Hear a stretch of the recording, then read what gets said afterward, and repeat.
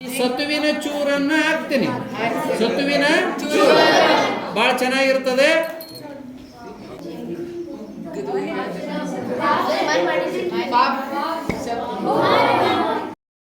ಈ ಪ್ರಯೋಗವು ಲೋಹಗಳು ಆಮ್ಲದೊಂದಿಗೆ ವರ್ತಿಸಿದಾಗ ಹೈಡ್ರೋಜನ್ ಅನಿಲ ಬಿಡುಗಡೆಯಾಗುತ್ತದೆ ಎಂಬುದನ್ನು ತೋರಿಸುವ ಮುಖ್ಯ ಉದ್ದೇಶವಾಗಿದೆ.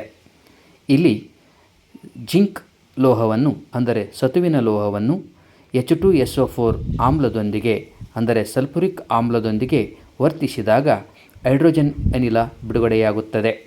ಅದನ್ನು ಉರಿಯುವ ಮೇಣದ ಬತ್ತಿಗೆ ಇಟ್ಟಾಗ ಪಫ್ ಎಂಬ ಶಬ್ದ ಮತ್ತು ಉರಿಯುತ್ತಿರುವುದನ್ನು ನೀವು ನೋಡುತ್ತಿರಬಹುದು. ಇಲ್ಲಿ ZnSO4 ಪ್ಲಸ್ H2 ಉತ್ಪನ್ನಗಳಾಗಿ ಬಿಡುಗಡೆಯಾಗುತ್ತವೆ. ಇಲ್ಲಿ ಉಷ್ಣ ಬಿಡುಗಡೆಯಾಗುವುದರಿಂದ ಇದು ಬಹಿರುಷ್ಣಕ ರಾಸಾಯನಿಕ ಕ್ರಿಯೆಗೆ ಉದಾಹರಣೆ.